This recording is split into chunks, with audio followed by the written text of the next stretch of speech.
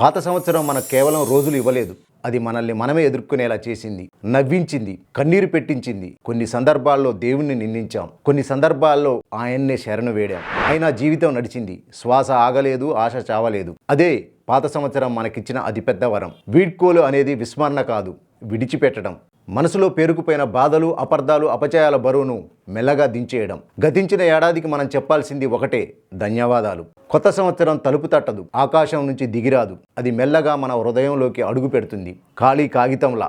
దానిపై ఏమి రాయాలో మనమే నిర్ణయించుకోవాలి. కొత్త సంవత్సరం అంటే కొత్త దుస్తులు ధరించడం కాదు, కొత్త మాటలు చెప్పడం కాదు, కొత్త దృష్టితో జీవితాన్ని చూడడం. అదే మనలో జరిగే నిజమైన మార్పు. ఉదయం లేచి శ్వాస తీసుకున్నామంటే అదొక ఆశీర్వాదం. సాయంత్రం మనసు ప్రశాంతంగా ఉంటే అదొక సాధన.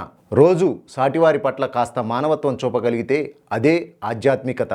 కొత్త సంవత్సరంలో మనం పెద్ద సంకల్పాలు చెప్పుకోకపోయినా పర్వాలేదు, ఆగే నిజాయితీ చాలు.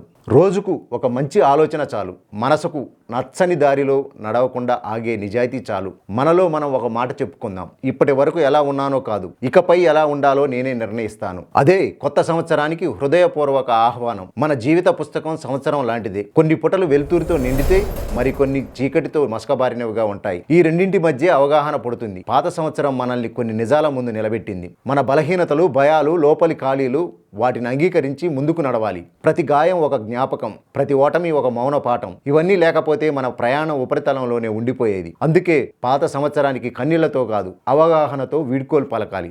ఆనందాన్ని ఇస్తానో, బాధలు లేకుండా చూస్తానో కొత్త సంవత్సరం మనకేమీ మాటివ్వదు, కానీ చైతన్యంగా జీవించే అవకాశం మాత్రం ఇస్తుంది. ప్రతి క్షణాన్ని యాంత్రికంగా కాకుండా అనుభూతితో జీవించే అవకాశం.